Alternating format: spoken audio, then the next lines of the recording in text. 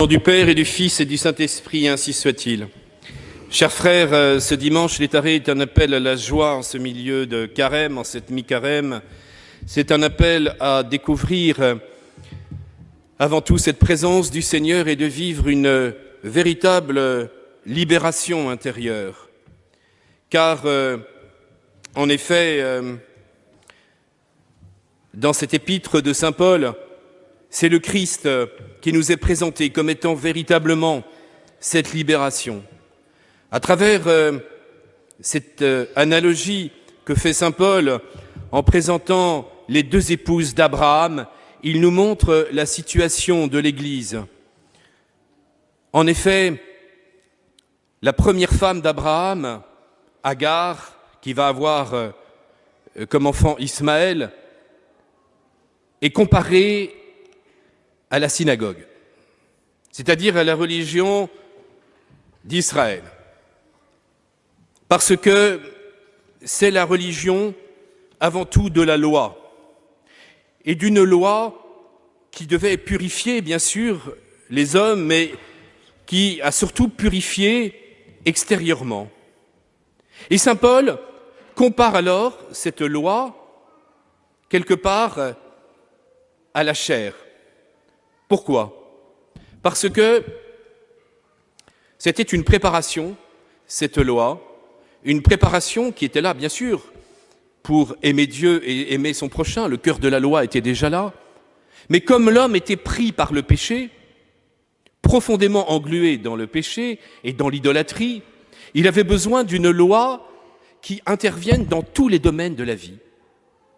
D'où ces 613 mitzvot, 613 petits commandements qui venaient véritablement apporter à l'homme une séparation, quelque part, avec tout ce qui risquait d'être profané, tout ce qui risquait de tomber dans l'idolâtrie. Elle représentait, cette loi, un véritable combat contre la chair. Et c'était nécessaire pour sortir de cette idolâtrie. Mais hélas, les hommes, trop souvent, ont fait de cette loi uniquement quelque chose d'extérieur, alors que les prophètes se battaient pour déjà inviter ces hommes à le vivre intérieurement et déjà découvrir l'amour de Dieu et du prochain. En revanche, la seconde femme d'Abraham, elle est la femme libre, Sarah. C'est une femme qui est stérile. Et par un miracle de Dieu, elle va pouvoir enfanter. Et c'est cet enfant, Isaac, qui va recevoir la promesse d'une terre, d'un peuple plus nombreux que les étoiles, de ce signe de l'alliance dans sa chair. C'est véritablement Isaac qui va être le père du peuple juif et des 12 tribus d'Israël.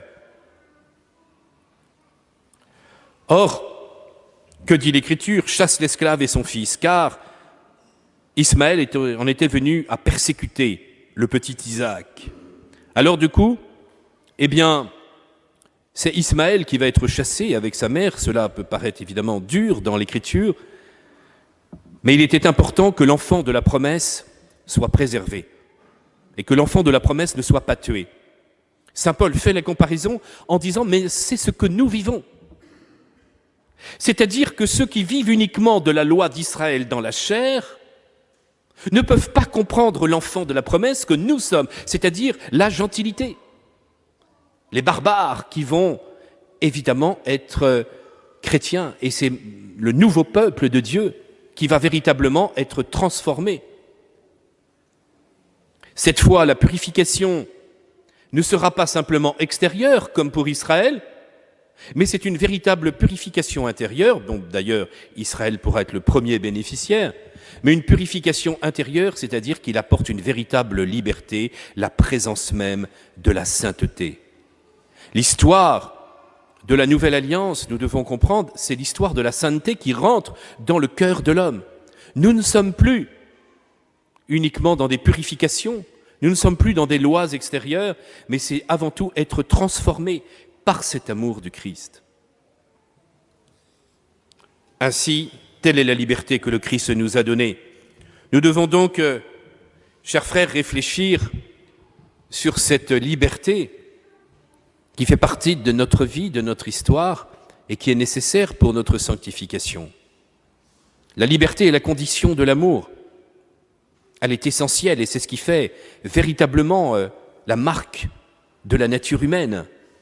Si nous avons été créés à l'image de Dieu, c'est bien non avec notre âme, bien entendu, ce n'est pas le corps qui va être l'image de Dieu, c'est bien cette âme, mais cette âme, c'est quoi? C'est pas seulement la faculté d'intelligence, c'est aussi cette faculté de liberté, car intelligence, volonté vont permettre d'aimer. Et la liberté se déploie particulièrement dans l'amour. La liberté peut être à différents niveaux. Il y a la liberté physique, la capacité de se mouvoir. Il y a une capacité psychologique qui va être la capacité de choix. Et une liberté ainsi qui se manifeste en choisissant le bien plutôt que le mal. Et donc une capacité pour l'homme psychologique de prendre véritablement, de ne pas avoir une contrainte, même intérieure, pour prendre une décision. Mais le sommet de la liberté, dans la liberté morale, c'est une capacité de choix entre des biens, une possibilité d'aimer. Et c'est là où la liberté va pouvoir véritablement s'épanouir. Nous voyons bien qu'en choisissant le mal, l'homme détruit sa liberté. Et évidemment, les passions, si elles sont mal orientées, et à force de choisir un objet mauvais, l'homme devient esclave petit à petit. Il peut devenir esclave de sa violence, il peut devenir esclave de son orgueil, il peut devenir esclave du vol, il peut devenir esclave de la sexualité, il peut devenir esclave de l'alcool, etc. Et nombreuses sont les passions où on voit qu'en cédant justement au mal, la liberté petit à petit diminue. Et c'est tout le drame intérieur de l'homme. C'est que l'homme est souvent tenté vers des biens qui vont détruire sa propre liberté. L'enjeu est donc considérable et le mystère du salut va donc se vivre entre cette rencontre de la grâce, de l'amour du Christ et de la liberté humaine. L'Église a refusé toutes les thèses protestantes ou jansénistes ou d'influence musulmane qui diraient qu'il y a un déterminisme, une fatalité, un destin. C'est ton destin, de toute façon, tu devais tomber dans ce péché. C'est ton histoire et on sait bien comment Calvin avait dit qu'il y avait un choix de Dieu, que Dieu pouvait aimer Jacob et haïr Ésaü, et donc par conséquent que le choix pour maintenir la liberté de Dieu, il disait que de toute éternité, il y avait une prédestination à l'enfer. C'est inconcevable, c'est de la barbarie.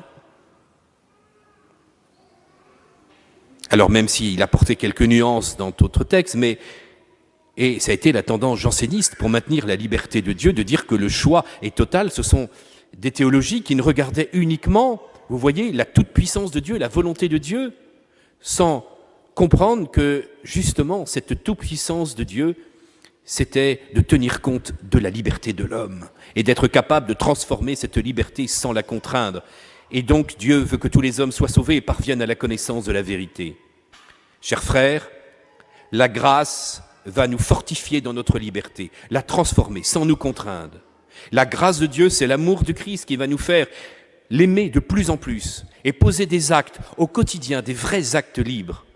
Nous avons tellement peur parfois d'être sous l'autorité de Dieu parce que nous concevons le rapport à Dieu que dans la crainte, que par rapport à une loi. Et nous ne sommes plus alors dans la liberté du Nouveau Testament. Nous sommes que dans la peur, et la crainte peut parfois engendrer la sagesse. Mais ce rapport à la loi doit être dépassé, nous dit saint Jean. Non pas qu'on se moque de la loi doit toujours être là, mais la loi et le cœur de la loi, des 10 commandements, doit être véritablement vécu dans une fidélité à l'amour du Christ. C'est-à-dire que l'amour nous donne une liberté et une force et une joie pour être fidèles au Seigneur. Alors oui, où en sommes-nous en cette mi-carême, chers frères, pour vérifier justement notre conversion, notre liberté par rapport au Christ? Est-ce que nous ne sommes pas trop souvent dans un rapport par rapport à la loi pour éviter de pécher mortellement, pour faire des choses qui sont de l'ordre de l'obéissance? Mais quelle est notre liberté? Pour cette charité vis-à-vis de ceux qui nous entourent, pour prier beaucoup plus, pour vivre de cette parole de Dieu, pour pour vivre de l'Eucharistie en semaine. Et ce n'est pas pour rien que l'évangile d'aujourd'hui qui nous est proposé est l'évangile de la multiplication des pains, parce que devant une foule en attente, eh bien, le Seigneur donne ce pain miraculeux au moment de la fête de la Pâque.